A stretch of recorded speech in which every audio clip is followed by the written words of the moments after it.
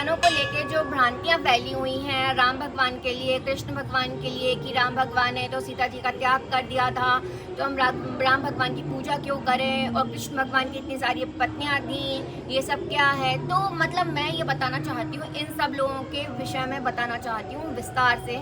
हमारे भगवानों की मजबूरियाँ थी, राम भगवान जो थे उनकी भी मजबूरी थी और कृष्ण भगवान की भी मजबूरी थी। क्या मजबूरियाँ थी, आज के इस वीडियो में यही सारी बातें मैं आपको बताने वाली हूँ।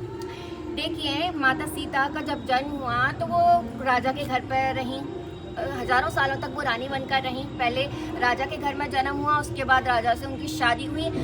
केवल 14 साल वो अपने पति के साथ वनवास पर गई। कोई भी लड़की अगर वो अपने पति के साथ वनवास पर भी जाए तो वो उसके लिए स्वर्ग से बढ़कर है, अगर उसका पति उसके साथ है तो उसमें कोई भी दिक्कत वाली बात नहीं है। उसके बाद वो उधर से लौट के आती हैं, फिर हजारों सालों तक रानी बन के रहती हैं।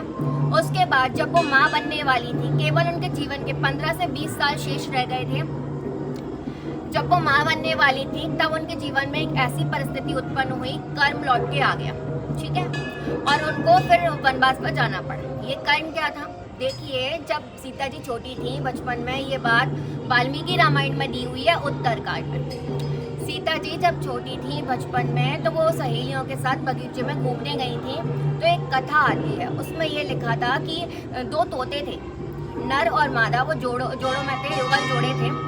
सीता जी की कथा कह रहे थे, राम भगवान की कथा कह रहे थे, ये सीता है, राम इनको वर नहीं आएंगे। तो सीता जी को बहुत अच्छी लगी, वो अपनी सहेलियों से कहती हैं कि इनको पकड़ो, तोतों को पकड़ो।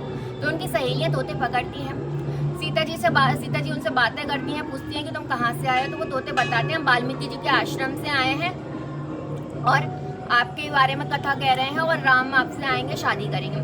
तो सीता जी कहती है, हम आपकी कथा सुन के बहुत प्रसन्नता हो रही है और हम आपको ले जाएंगे, सोने के महल में रखेंगे, सोने के पिंजरे में रखेंगे, आप हमारे साथ चलो। वो कहती है, जो मादा तोता होती है वो कहती है सीता जी से, मैं माँ बनने वाली हूँ, मुझे छोड़ दो, और जब मैं माँ बन जाऊँगी, जब मेरा बच्चा हो जाएगा तो मैं खुद ही आ जाऊँगी आपके पास, अभी मुझे छोड़ दो, जाने दो। लेकिन सीता जी नहीं मानती, हट करती और कहती हैं कि हम आपका बहुत ध्यान रखेंगे।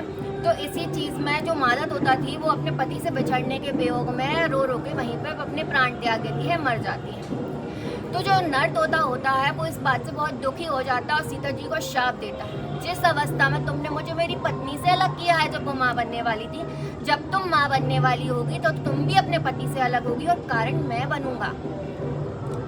ये बातें होती हैं और फिर वो जो नर तोता होता है वो मर जाता है और फिर वही तोता धोबी के रूप में प्रकट होता है और वही सारी कथाएं होती हैं। जब राम की नगरी में फिर जब ये सारी बातें फैलने लगती हैं, जो धोबी था उसकी जो पत्नी थी वो काम पे गई हुई होती है, तालाब के बाहर दूसरी साइड काम करने गई होती है किसी के घर पर, और रात हो जाती है तो वो वापस नहीं लौट पाती, क्योंकि नदी चढ़ जाती है, कोई भी परेशानी आ जाती है तो वो वापस नहीं आ पाती।